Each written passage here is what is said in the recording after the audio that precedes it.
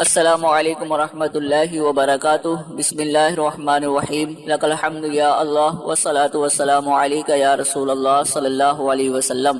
سامعین دیت شام، کچھ اہم باتیں عرض کرنی ہے، بغور سماعت فرمائے۔ دیوبندیوں کے مناظر اسلام مولوی امین صفدر وقاڑوی اپنی کتاب غیر مقلدین کی غیر مستند نماز کے صفحہ نمبر 38 پر لکھتے ہیں کہ حضور صلی اللہ علیہ وسلم نماز پڑھاتے رہے اور کتیا سامنے کھیلتی رہی اور ساتھ میں گدھی بھی تھی، دونوں کی شرمگاہوں پر نظر بھی پڑتی رہی، معاذ اللہ ثم معاذ اللہ۔ سامعین دیت شام، جو بات ایک عام مسلمان کے لیے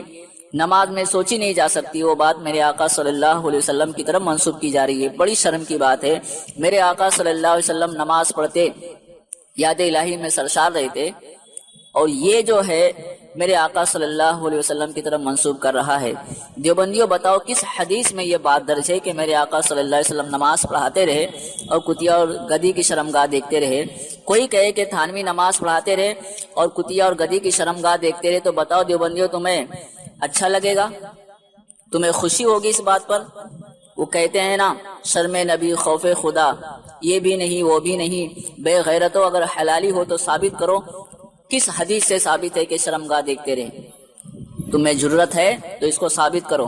ہمیں شدت سے تمہارے جواب کا انتظار ہے۔ السلام علیکم ورحمۃ اللہ وبرکاتہ۔ بسم اللہ الرحمن الرحیم، نحمدہ ونصلی علی رسولہ الکریم، اما بعد۔ معزز سامعین کرام، یہ ابو ارقم صاحب کی ویڈیو ہے جو آپ کے سامنے لگا دی جائے گی، اس کو سنیے، اور اس میں انہوں نے چیلنج کیا ہے کہ ثابت کر کے دکھاؤ۔ مجھے اس پر جو ہے سب سے پہلے جب میں نے اس کو سنا تو مجھے حیرت ہوئی کہ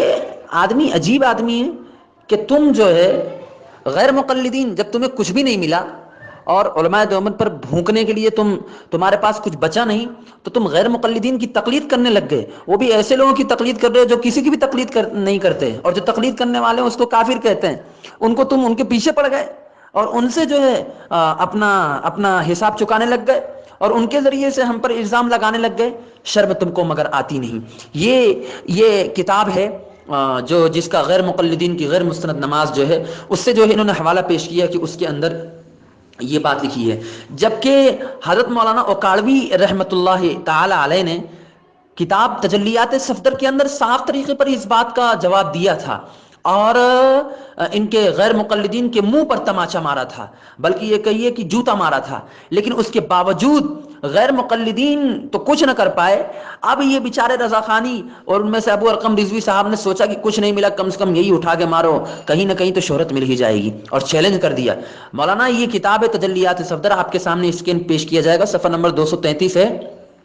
لکھا ہے، عنوان ڈالا ہے گستاخ رسول۔ کہتے ہیں آقا نے عرصہ 10 سال پہلے ایک رسالہ شائع کیا تھا جس میں 260 باتیں نماز کے بارے میں ان غیر مقلدین سے پوچھی تھی، اس کا نام ہی غیر مقلدین کی غیر مسند نماز ہے۔ آج تک غیر مقلدوں پر اس کے جواب میں سکوت مرگ طاری ہے۔ اس رسالے نے غیر مقلدین کی اس جھوٹ کا پول کھول دیا کہ غیر مقلدین کی نماز کی مکمل احکام اور ترتیب صرف قرآن و حدیث سے ثابت ہے۔ البتہ مجموعہ رسائل میں کچھ کاتبی غلطیاں تھیں، ناشر نے یہ ضروری اعلان لگا دیا کہ اگر ان رسائل میں کوئی غلطی ہو تو وہ غلطی مرتب کی ہی کوتاہی سمجھے، نہ کہ حضرت مولانا محمد امین اوکاڑوی کی۔